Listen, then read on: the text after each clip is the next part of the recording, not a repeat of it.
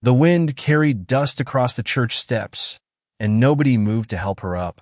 Mary Ellen Carver knelt in the mud, gathering scattered thread spools with fingers that shook from cold, not fear. Fear would come later. Right now it was just cold and shame and 30 pairs of eyes watching from the church doorway like she was something to be studied rather than someone to be lifted. "Watch where you're going next time," said Constance Whitfield, stepping around her without slowing down. Her skirts, blue silk shipped all the way from Boston, brushed close enough to touch Mary Ellen's shoulder, but never did. Nobody offered a hand. Not the banker's wife. Not the preacher's daughter. Not even old Mr. Higgins, who Mary Ellen had mended 3 coats for that winter, free of charge, because his hands shook too badly to hold a needle anymore. She gathered the last spool. Pale yellow, her favorite color, the one she saved for wedding dresses she'd never wear herself, and stood up slow. Mud clung to her knees. Her one good dress, the gray one, was ruined. That was the moment he arrived. Nobody had heard the horse until it was already stopped at the hitching post. A black gelding, tall and lathered from a hard ride, snorting steam into the November air. And on its back sat a man the whole town knew by name, but almost nobody had actually spoken to. Jedediah Cole, the richest cattleman in 3 counties. Land that stretched past the horizon in every direction you looked. A house on the ridge with glass windows, real glass, not oiled paper, and a name that made bankers straighten their collars when they said it out loud. He swung down off the horse in one motion, boots hitting the dirt hard enough to raise a small cloud of dust around his ankles. He was maybe 35, sun-worn around the eyes, with hands that looked like they belonged to a man who still worked his own cattle instead of paying others to do it. A faded scar crossed his left eyebrow, thin and old, the kind you don't ask a stranger about. He didn't look at Constance Whitfield in her Boston silk. He looked at Mary Ellen, standing in the mud with her ruined dress and her spools of thread clutched against her chest like a shield. "You need a hand?" he asked. The whole churchyard went quiet enough to hear the wind move through the dead grass. Mary Ellen felt her face go hot. "I'm fine, Mr. Cole. Didn't ask if you were fine." He crouched down anyway, picked up a spool of thread she'd missed, deep green, thread for a coat lining, and held it out to her. Asked if you needed a hand. She took it. Their fingers didn't touch. He made sure of that, careful in a way that surprised her more than if he'd been careless. "Thank you," she said quiet. He nodded once, like that settled something, and straightened up. Then, without another word to anyone else standing there. Not the banker, not the preacher, not Constance Whitfield with her mouth slightly open in disbelief, he walked back to his horse and rode off toward the ridge. Nobody spoke for a long moment. Then Constance laughed, sharp and thin. Well, that was strange. But Mary Ellen didn't hear the rest of what was said. She was already walking home, thread spools rattling in her basket, heart doing something strange and unfamiliar in her chest. Willow Creek, Wyoming Territory, 1884. A town built on cattle money and hard winters, where the church bell rang twice on Sundays and the general store sold everything from flour to funeral clothes. Smoke curled from every chimney by 4 in the afternoon, and the wind never really stopped. It just changed direction, carrying dust in summer and ice in winter. Mary Ellen lived on the edge of town, in a small cabin her father had built before he died of fever 3 winters back. 1 room, a stove that smoked when the wind blew wrong, and a window with a crack in the corner she'd covered with wax paper. She was 26 years old, unmarried, and everyone in Willow Creek had an opinion about why. Some said she was too plain. Some said she was too proud. The truth was simpler and harder. Her family had no land, no cattle, no name that meant anything at the bank. Just a sewing machine her mother left her, a steady hand with a needle, and a reputation for honest work that nobody seemed to value as much as money. She mended clothes for half the town, wedding dresses for the wealthy families, patched trousers for the poor ones, funeral black whenever winter took someone. Her hands were rough from needle pricks and cold water, but they were gentle hands The kind that noticed a loose button before it fell off, the kind that added an extra stitch where a seam looked tired. Nobody had ever proposed to her. Nobody had ever really tried. That evening, sitting by her stove with a lamp burning low, she found herself thinking about a man on a black horse who hadn't looked away. She told herself it meant nothing. Rich men were kind sometimes, the way rain fell sometimes even in a drought. It didn't mean the drought was over. She picked up her needle and went back to work. Jedediah Cole rode the long way home that evening, taking the ridge trail instead of the straight road, letting his horse walk slow through the fading light. He didn't know why he'd stopped. He'd told himself, riding into town that morning, that he had business at the bank and nothing else. Cattle prices to discuss. A loan to settle for a neighboring rancher who'd fallen on hard times. Ordinary things. The kind of things that filled his days and left his evenings empty in a way he'd stopped noticing years ago. But he'd seen her kneeling in the mud, and something in him, something old, something he thought he'd buried, had refused to keep riding past. His ranch house sat on the ridge, 2 stories of timber and glass that had cost more than most men in the territory would see in a lifetime.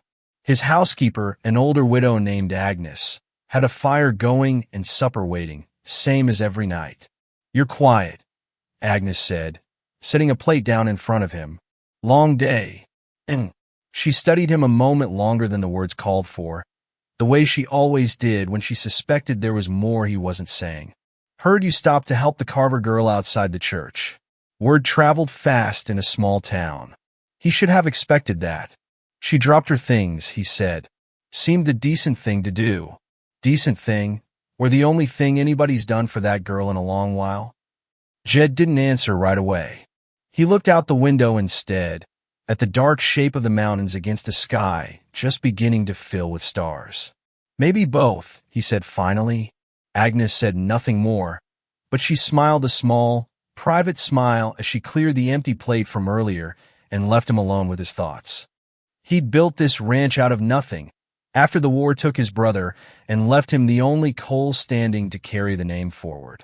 He'd married once young, before the war, a sweetheart named Sarah who died of fever the same winter that took half the territory's children. He didn't talk about her. He didn't talk about much of anything, if he could help it. Silence had become a kind of shelter, the same way his money had become a kind of armor. Nobody expected softness from a man with that much land. But there had been something in the seamstress's eyes that afternoon. Not desperation, not the calculating hope he sometimes saw from mothers with unmarried daughters, angling for an introduction, a dance, a chance at his fortune. Just quiet dignity. A woman who expected nothing and asked for nothing, even kneeling in the mud with the whole town watching her humiliation and doing nothing to stop it. He found he couldn't stop thinking about it. 3 days later, Mary Ellen was mending a coat at her kitchen table when a knock came at her door. She wasn't expecting anyone. Her regular customers usually sent word first, a note carried by one of the town children in exchange for a penny.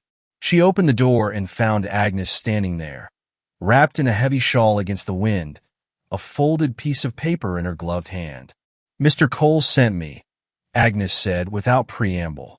"Says he's got 6 ranch hands who've worn through their winter coats, and he needs someone who can mend them proper before the first real snow. Says he heard you were the best seamstress in the territory." Mary Ellen blinked. 6 coats? 6 coats. And he said to tell you he'll pay double your usual rate on account of the short notice. Agnes held out the paper, a list of names, sizes, and a sum of money that made Mary Ellen's breath catch in her throat. It was more than she'd make in 2 months of regular mending. Why would he? She stopped herself before she finished the question, unsure she wanted the answer, unsure she could bear it if the answer was pity. Agnes seemed to understand the question anyway. He didn't say why. Jed Cole doesn't explain himself much. But he did say one more thing. She paused, studying Mary Ellen's face with the same careful attention she'd given her employer the night before. Said if the work took a few visits to the ranch to get the sizing right, that'd be fine by him. Mary Ellen felt her heart do that same strange thing it had done outside the church 3 days before. Tell him, she said slowly, that I accept. Agnes smiled, tucked the shawl tighter around her shoulders, and turned to go. But at the gate, she stopped and looked back. That man hasn't asked a single soul to his ranch in 4 years, she said. Not since his wife passed. You might want to think on what that means. Then she was gone, walking back toward the ridge road, leaving Mary Ellen standing in her doorway with a list of 6 names in her hand and a question in her chest she wasn't sure she was ready to answer. Because if Jedediah Cole hadn't invited anyone to his home in 4 years, and he was inviting her now, what exactly was she walking into? The ranch sat higher than Mary Ellen expected, and the road up to it wound through pine trees that blocked the wind and made the whole world feel hushed, private, like she was walking into a story that belonged to someone else. She'd worn her good dress again, the gray one, cleaned and mended from the mud 3 days before. Her sewing basket hung heavy on her arm. Needles, thread in a dozen colors, a measuring tape worn soft from years of use. Her hands were steady. Her heart was not. Agnes met her at the door with a nod and no unnecessary words, leading her through a house that smelled of wood smoke and leather and something floral she couldn't place. Dried lavender, maybe, tucked into drawers the way her mother used to do. The coats were laid out on a long table in what looked like a study. 6 of them, rough wool, worn thin at the elbows and collars from hard winters and harder work. Practical clothes for practical men. Nothing fancy. Nothing that explained why a man with his wealth would go to such trouble over mending. She was halfway through measuring the 3rd coat when she heard boots on the stairs. Jedediah Cole stopped in the doorway, hat in hand, looking almost uncertain in his own home, an expression that seemed foreign on a face used to giving orders and having them followed. "Miss Carver," he said. "Mr. Cole." She kept her eyes on her work, pinning a loose seam, though her fingers weren't quite as steady as she wanted them to be. "Agnes treating you well?" "Very well. Thank you for the work. It's generous. It's fair," he corrected, stepping into the room. "Men ought to pay proper for proper work. Nothing generous about that." She glanced up at him then, just briefly. He was watching her hands move across the fabric, the quick, practiced motion of someone who'd spent a lifetime with a needle. There was something in his face she couldn't quite read. Not pity, not curiosity exactly. Something closer to respect. "You're good at that," he said. "I've had practice." "I imagine you have." He turned toward the window, looking out at the pines swaying in the wind. "My wife used to sew. Simple things. Never had your skill, but she loved doing it. Said it was the one thing that made her feel useful out here, so far from town." Mary Ellen's needle paused mid-stitch. It was the first time he'd mentioned a wife. The first time anyone had, really, beyond Agnes's brief warning at the gate. "I'm sorry for your loss," she said quietly. "For years now." He didn't turn around. Fever took her the same winter it took half the children in the territory. We hadn't been married but 2 years. A long pause. Some days it feels like yesterday.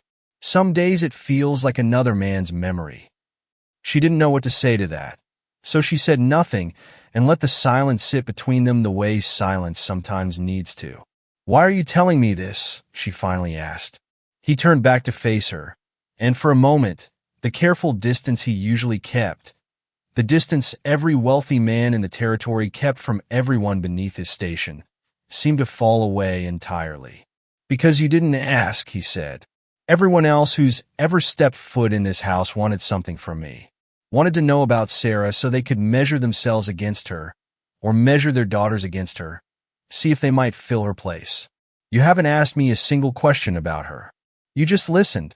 Mary Ellen felt something tighten in her chest. Not quite hope, not quite fear, but close cousins to both. "I didn't think it was my place to ask," she said. "Maybe that's exactly why it should be." She didn't have an answer for that. She went back to her measuring, and he watched her work a moment longer before excusing himself, leaving her alone with 6 coats and a heart that wouldn't settle no matter how many stitches she pulled tight. She returned to the ranch for more times over the following 2 weeks. Each visit, the coats grew closer to finished. Each visit, Jed found some reason to be nearby. Checking on Agnes, reviewing ledgers at the desk in the corner, always within speaking distance, never quite intruding. They talked. Small things at first. The weather. The price of wool. Whether the coming winter would be as hard as the last one. Then slowly larger things. He told her about the war, briefly, the way men who'd truly been there always did. A few sentences, heavy with things left unsaid, and then a change of subject before the weight of it could settle too deep. He told her about his brother, older by 3 years, who hadn't come home. He told her how he'd built the ranch from nothing but stubbornness and a small inheritance, how every acre of it felt like something he owed to the people who hadn't survived to see it. She told him about her father, the fever that took him, the sewing machine her mother left behind. She told him about the years since, mending clothes for people who barely looked at her twice, saving every spare penny in a tin box on her floorboard for a future she couldn't quite picture. "What do you want?" he asked her once, on her 4th visit, as she packed her thread back into her basket. "Not what you need. What you want." The question startled her. Nobody had ever asked it before. Not like that. Not with real curiosity behind it. "I don't know," she admitted. "I've spent so long thinking about what I need to survive. I'm not sure I remember how to want anything more than that. That's a sad way to live. It's the only way I've known." He was quiet a moment, studying her with those sun-worn eyes, the scar above his brow catching the lamplight. Maybe it doesn't have to stay that way. She didn't know how to answer that either. But she found, walking home that evening under a sky heavy with the promise of snow, that she was thinking about his question more than she was thinking about anything else. Word spread through Willow Creek the way it always did, fast, and twisted a little more with every retelling. By the time it reached Constance Whitfield's ears, the story had become that the poor seamstress was practically living at the Cole Ranch, that she'd wormed her way into a grieving widower's home with nothing but a needle and a sad story. 6 visits, Constance said to her mother over tea, her voice sharp enough to cut. 6 visits to mend 6 coats. I could mend 6 coats in an afternoon. Perhaps Mr. Cole simply appreciates quality work, her mother offered, though without much conviction. Perhaps Mr. Cole is being taken advantage of by a woman with nothing to lose. Constance set her teacup down with more force than necessary. Someone ought to speak with him, warn him what people are saying. And who would that someone be? Constance smiled, thin and calculating. I imagine I could find a reason to visit. She found her reason 2 days later. A torn hem, conveniently discovered just before a church social, requiring immediate attention from the best seamstress in the territory. Except she didn't go to Mary Ellen's cabin. She rode to the Cole Ranch directly, arriving unannounced, her blue silk dress freshly pressed, her smile arranged with practiced precision. Jed answered the door himself, Agnes being occupied elsewhere, and found Constance Whitfield standing on his porch with a basket of pastries and an expression of deep concern. "Mr. Cole, I do hope I'm not intruding. Miss Whitfield." He didn't step aside to let her in. "Something I can help you with? I've come as a friend, really. I felt someone ought to." She lowered her voice, glancing around as though the pine trees themselves might be listening. "There's talk in town, Jed, about you and Miss Carver. I know it's none of my business, truly, but I'd be a poor friend if I let you walk into something without knowing what people are saying." "And what exactly are people saying?" "That she's after your money. That a woman in her position, no family, no land, nothing to her name, well, it would be quite a thing to land a man like you, wouldn't it? 6 visits in 2 weeks. People are starting to wonder what exactly is being mended in that house besides coats." Jed's expression didn't change, but something in his eyes went cold and still, like ice forming over a lake. "Is that so? I only say it because I care what happens to you. After everything you've been through, Miss Whitfield." His voice was quiet, but it carried the same authority that made bankers straighten their collars. "I've known Mary Ellen Carver 3 weeks. In that time she has asked me for nothing beyond fair payment for fair work. She's never once mentioned my land, my cattle, or my money. Can the same be said for every family in this town that's paraded a daughter past my gate since Sarah died? Constance's smile faltered. I know what you meant. He stepped back, one hand on the door. Thank you for your concern. I'll take it under consideration. He closed the door before she could say anything more, leaving her standing alone on the porch with her basket of pastries and her wounded pride. But even as he stood there in the quiet of his own hallway, Jed found Constance's words settling somewhere deep and unwelcome in his chest, the way a splinter settles under skin, small, but impossible to ignore. He told himself he didn't believe it. He told himself Mary Ellen wasn't like that. But 4 years of grief had taught him to be careful, and careful men asked questions even when they didn't want the answers. The next time Mary Ellen came to the ranch, the coats finally finished, only the final fitting remaining, she found Jed different, quieter, watching her with something guarded in his eyes that hadn't been there before. Is something wrong? She asked, setting her basket down. Should something be wrong? You seem far away today. He was quiet a long moment, turning a pen over in his fingers at his desk. Can I ask you something, Mary Ellen? And I need you to answer honest. Her stomach tightened at the shift in his tone. Of course. Why did you agree to keep coming back here? 6 visits, when the work could have been done in 2. The question landed like a slap, though she could tell he hadn't meant it that way, hadn't meant it cruelly. But underneath it, she could hear the shadow of something else. Someone had spoken to him. Someone had planted a doubt. Because you asked me to, she said slowly. And because she stopped, unsure how much of the truth she was ready to give away. Because she met his eyes and for once didn't look away first. Because for the first time in a long time, someone made me feel like more than just a pair of useful hands. Something shifted in his face, the guarded coldness cracking just slightly, like ice under weight. But before he could answer, before either of them could say what needed saying, Agnes appeared in the doorway, her face pale, a letter clutched in her hand. Jed. Her voice shook in a way Mary Ellen had never heard before. This just came for you. From the county office. He crossed the room and took it, breaking the seal with hands that suddenly weren't quite steady. Mary Ellen watched his face change as he read. Confusion, then shock, then something that looked almost like fear. What is it? She asked. Jed, what's wrong? He looked up at her, and for the first time since she'd met him, the richest man in 3 counties looked completely, utterly lost. It's about Sarah, he said. About my wife. They're saying, he stopped, reading the letter again, as though the words might change if he looked hard enough. They're saying she's alive. The letter sat on the desk like something alive, its edges curling slightly from where his hands had gripped it too hard. Mary Ellen didn't move. She didn't know if she should stay or go, didn't know if this moment belonged to her at all, or if she'd simply wandered into the middle of someone else's grief, uninvited. Read it, Jed said, pushing the letter toward her. His voice had gone hollow, stripped of the steadiness she'd come to know. Please, I need to hear it in someone else's voice. Mine keeps shaking.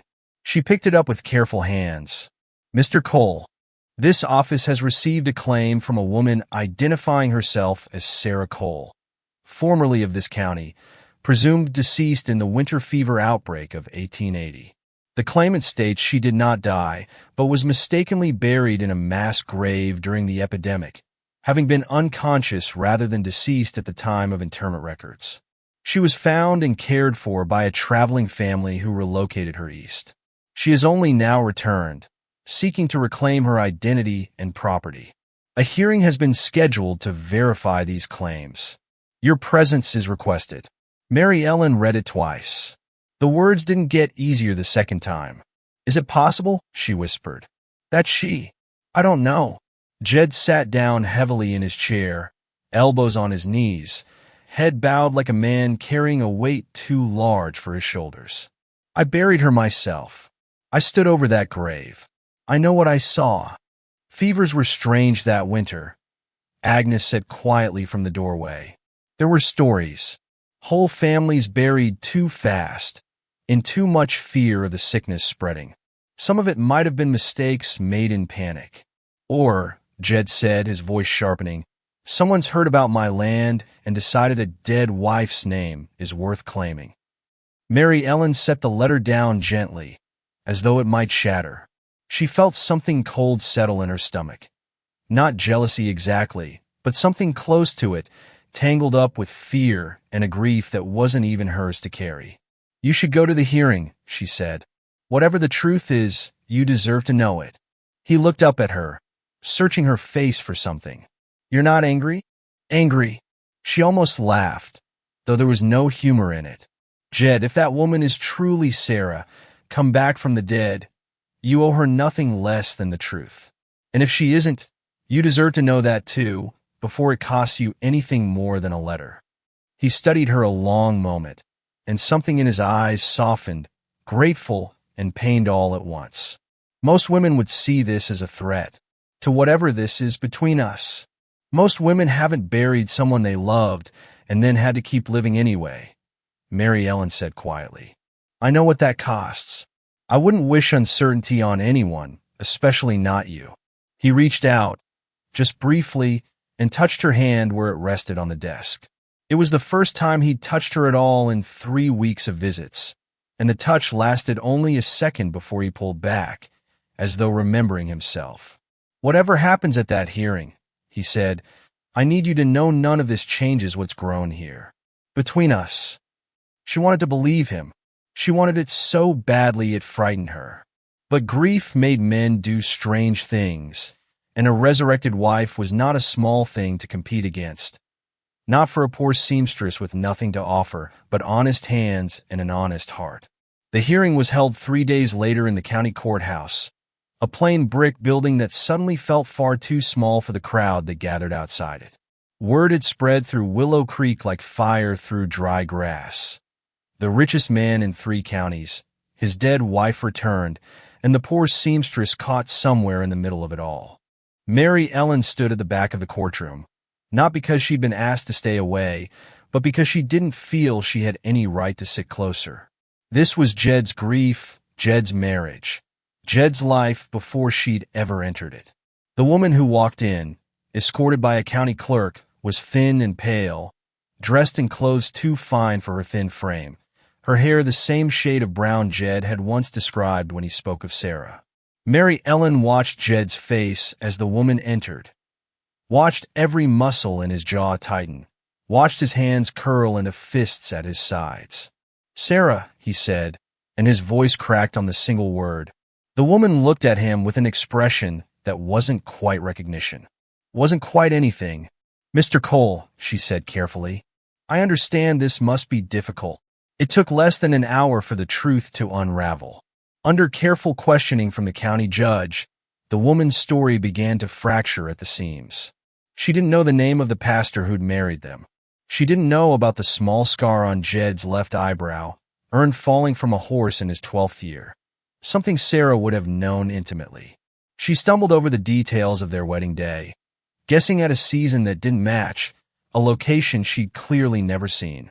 By the time the judge dismissed the claim as fraudulent, the woman, it turned out, was the sister of a ranch hand Jed had let go the previous year for stealing cattle, sent to extract a settlement from a grieving widower who might pay simply to make the uncertainty stop. The courtroom had gone from tense silence to a low murmur of scandal. Jed sat perfectly still through all of it, a man who'd braced himself for a resurrection and instead received confirmation of a loss he'd never fully allowed himself to grieve. Mary Ellen watched him from the back of the room, her heart aching for him in a way she hadn't expected. This wasn't relief, not for him. This was losing Sarah all over again, in front of a room full of strangers. When the hearing ended, he didn't look for Constance Whitfield or the bankers or any of the men who'd normally command his attention. He looked for her. Their eyes met across the crowded courtroom, and for a long moment, neither of them moved. Then he crossed the room, ignoring the whispers that followed him, and stopped in front of her. She's really gone, he said quietly. I think some part of me needed to hear it confirmed, even though I already knew. Even though I stood at that grave 4 years ago. I'm sorry, Mary Ellen said, and meant it completely. Don't be. He looked at her steadily, something settling in his face that hadn't been there in the 3 weeks she'd known him. A kind of peace, hard-won and quiet. I spent 4 years afraid to feel anything, because feeling meant admitting she was truly gone. This, he gestured vaguely at the courtroom, the dismissed claim, the whole strange ordeal. This forced me to finally say goodbye. Properly. Out loud. And now. He took a breath, and for the first time since she'd known him, Jedediah Cole looked almost nervous. Now I'd like to stop being afraid of feeling something else. They walked out of the courthouse together, past Constance Whitfield's wide eyes and the murmuring crowd, past bankers and ranchers and the whole watching town of Willow Creek, and neither of them cared one bit what any of it looked like. Winter came hard that year, the first real snow arriving 2 weeks later, blanketing the ridge road in white and silencing the whole valley into something soft and still. Jed visited Mary Ellen's cabin that first snowy evening, without an errand to hide behind, without 6 coats needing mending. He simply knocked on her door, hat in hand, snow melting on his shoulders. "I don't have a reason to be here," he admitted when she opened the door. "Not a practical one, anyway." "What reason do you have, then?" "I missed you. That's the whole reason. Nothing more complicated than that." She let him in, and they sat by her small stove, the fire crackling low, snow falling silent outside the wax paper window. He told her about Sarah properly then, not the guarded fragments he'd offered before, but the whole of it, the good and the painful, the years of marriage and the single terrible winter that ended them. And she listened, the way she'd always listened, without asking for anything more than what he was willing to give. "I used to think loving someone twice was a kind of betrayal," he said, watching the fire. "Like there wasn't enough room in a heart for 2 people, and choosing to love again meant choosing to forget. And now I think maybe a heart isn't like a house with a fixed number of rooms." He reached over and took her hand, this time not pulling away. "Maybe it just builds more space, when it needs to." Spring came slow that year, the way it always did in Wyoming Territory, snow melting reluctant and gray before the first green pushed up through the mud. But when it finally arrived, it arrived with the sound of church bells, ringing not twice for Sunday, but 3 times, the old signal for a wedding. Willow Creek gathered outside the same small church where, months before, nobody had offered Mary Ellen a hand up from the mud. This time, the whole town came to watch her walk toward the altar in a dress she'd made herself. Pale yellow, the color she'd always saved, the color she'd once believed she'd never wear. Constance Whitfield stood near the back, silent for once, watching the richest man in 3 counties look at a poor seamstress like she was the only thing worth seeing in the whole wide Wyoming sky. Jed took her hands at the altar, the same hands that had picked spools of thread from the mud, that had mended coats through long winter nights, that had never once asked him for anything beyond honest work and honest kindness. "I told you once," he murmured just for her, "that a heart builds more space when it needs to. And now," she whispered back, echoing the question from months before, "now I think mine was just waiting for you, all along, without knowing your name."